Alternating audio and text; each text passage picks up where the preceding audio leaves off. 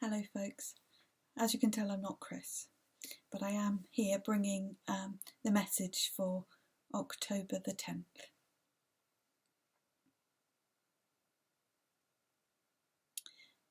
I want to look today at beyond the glow of harvest celebration. Last week we celebrated harvest, a time to be thankful for God's abundant provision. Chris shared about growth, and he talked about 30, 60 or even 100-fold, and the transforming Spirit of God creating this productive life. If you didn't get to hear him, I encourage you to have a look on YouTube and find it. It's a lot of great stuff shared. Having celebrated harvest, we're left with the question, what do we do with our harvest? There's a warm, comfortable, contented feeling with having enough. This is particularly powerful for those who know what it is not to have enough. Contentment, however, can easily become complacency,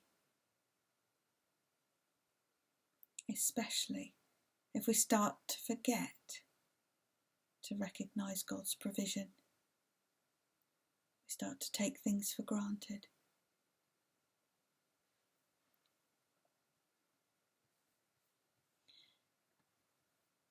A question. Have you ever wondered what to do with a garden marrow, an oversized pumpkin, or abundant, slightly overripe fruit after a harvest festival? Amazing though this product is, left for long enough, it will rot and become useless. We best celebrate harvest by utilising, creating with, and sharing God's amazing provision. But this requires action. A few weeks ago, Chris shared that the word church means the Lord's household. And it led me to think that the harvest display is not some ritualistic showpiece. It's God's kitchen table. It's a place where people come as they are, to gather, to be community, to create unity, to connect, to bond, to include.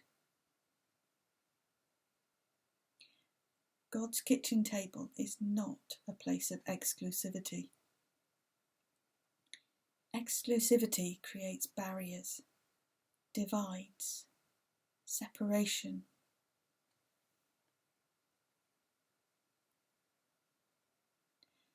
Inclusivity, however, is hard work.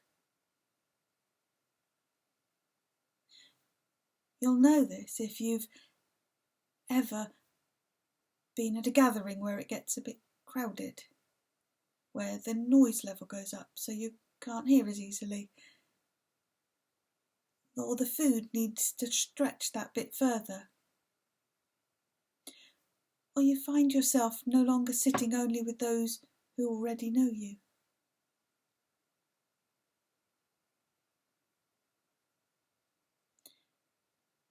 It's a bit like sharing the harvest. Sharing the harvest means challenging ourselves. Jesus, as ever, is our ultimate example. He didn't just hang out in the comfortable places. He was in the awkward places, where people at best forgot to say thank you, were considered unclean, had a dodgy reputation, were part of a leery crowd, or were distressed, unable to express themselves, or just the sort of people nobody wanted to hang out with.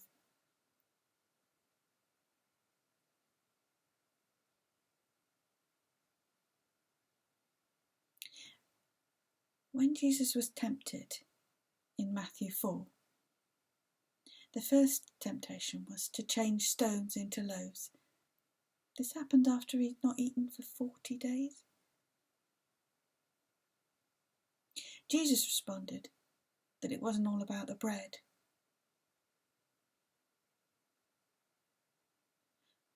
When we share harvest, it's not all about the food.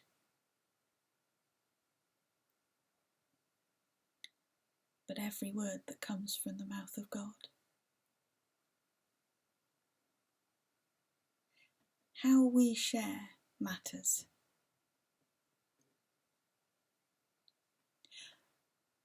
We need to have a servant heart when it comes to the harvest. And prosperity gospel teaching sometimes forgets God's love for all creation. At no point does trashing God's earth equate to harvest. His creative power is sustainable. We might even say everlasting. It's transformative. It's shareable abundance.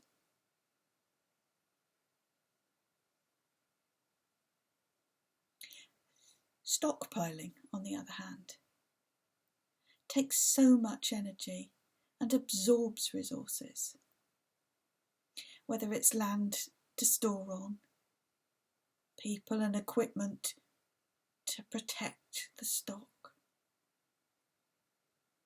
energy to create the perfect storage conditions.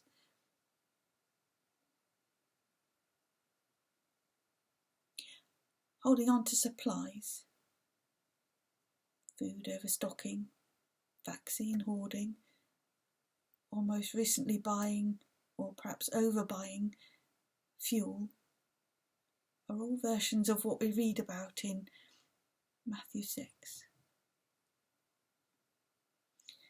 where it says, "Do not store up for yourselves treasure on earth, where moths and vermin destroy, and where thieves break in and steal. But store up for yourself treasure in heaven, where moths and vermin do not destroy, and where thieves do not break in and steal. For where your treasure is, there your heart will also be."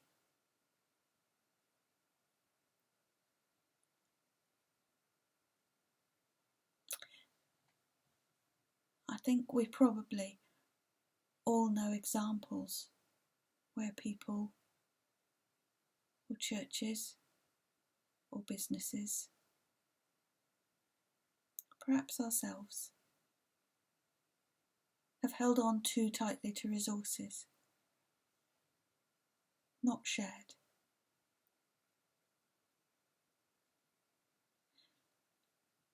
Perhaps because we didn't feel we had enough to share, or too fearful of the future unknown.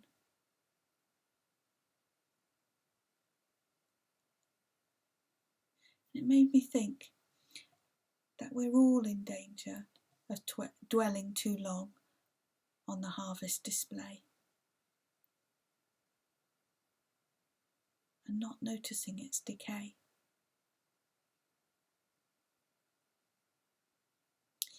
So I want to encourage us to think it's time to use the harvest display, to share the resources we have, to make a meal and share it with everyone, expressing God's generosity of spirit.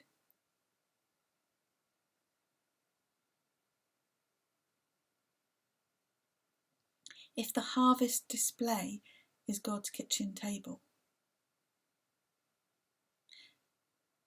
then harvest is not a takeaway service. It's not all about the food. It's about sitting around the table together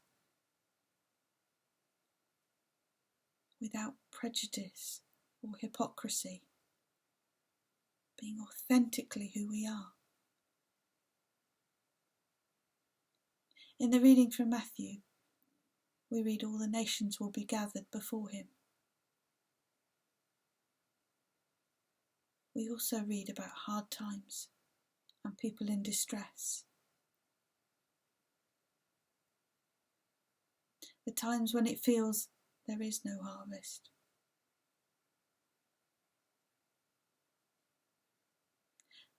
We can celebrate good times, and it's great to do that. But don't rely on them. The only reliable, dependent constant is God. Everything else, absolutely everything else, has its season.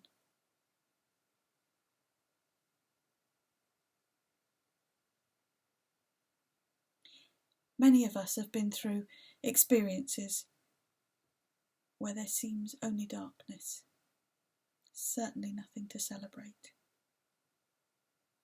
Habakkuk the prophet, who we read from, is in a time where pretty rough. One oppressive superpower, Egypt, was being overthrown by another oppressive superpower, Babylon. And Judah, where Habakkuk was a possession to be fought over, used or subdued, whichever was most convenient. Not the time for a comfy harvest celebration. There was desperation, fear, anxiety, suffering, and death was all around. It's in that context that this was written.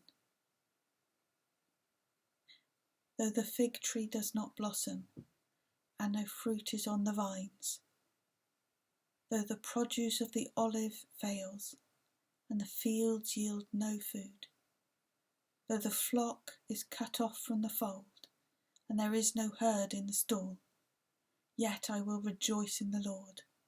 I will exult in the God of my salvation. God the Lord is my strength.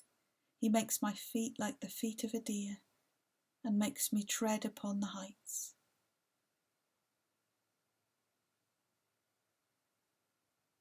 That's no theoretical pondering.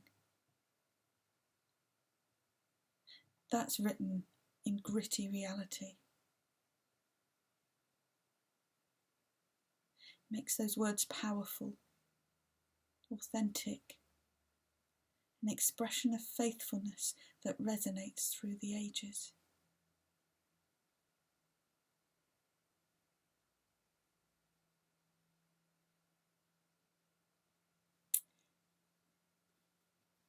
There's another poem that's written a lot more recently, perhaps 100 years ago or so. It's called The Weaver by Benjamin Franklin. My life is but a weaving between my Lord and me. I cannot choose the colours, he worketh steadily. Oft times he weaveth sorrow, and I, in foolish pride, forget he sees the upper, and I the underside.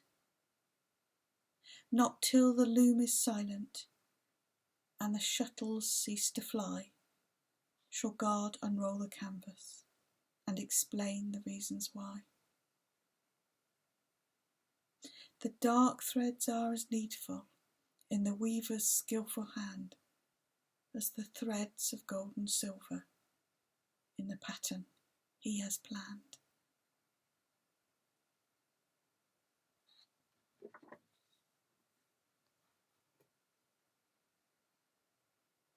in these beautiful poems, we're reminded to keep our trust in God.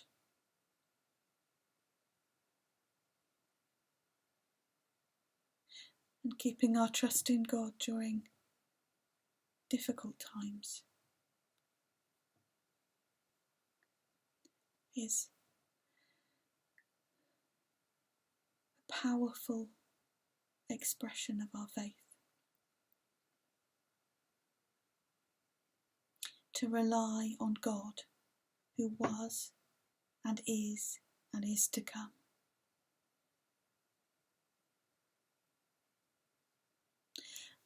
We pray in the Lord's Prayer, "Let your kingdom come."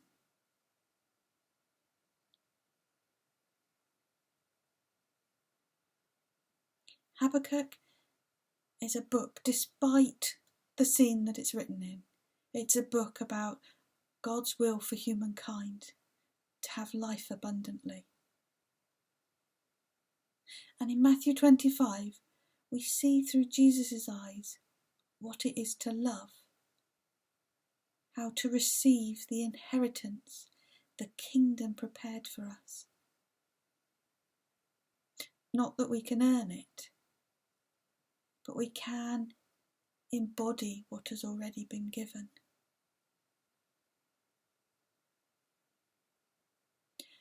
Your kingdom come, your will be done.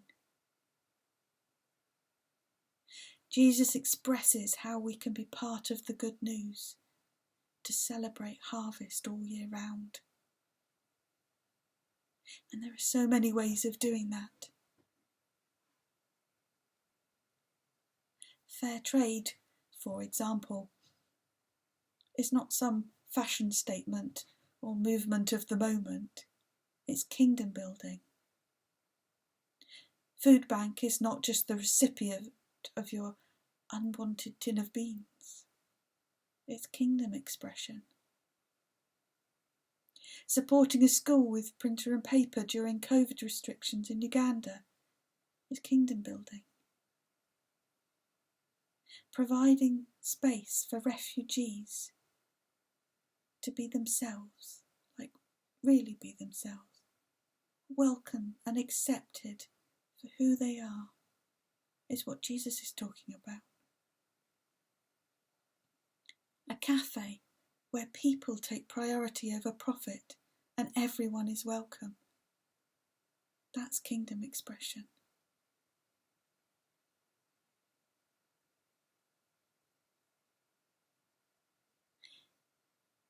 If the harvest is God's kitchen, we need to remember it's not a takeaway service. It's not about using up surplus. It's an expression of God's will on earth. The first fruits, the giving of our very best.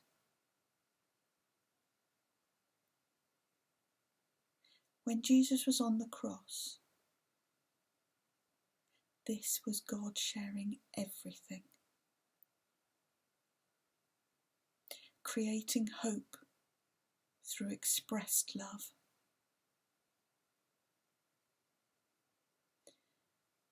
The question that I want to leave you with is, are we ready to really share and let his kingdom come?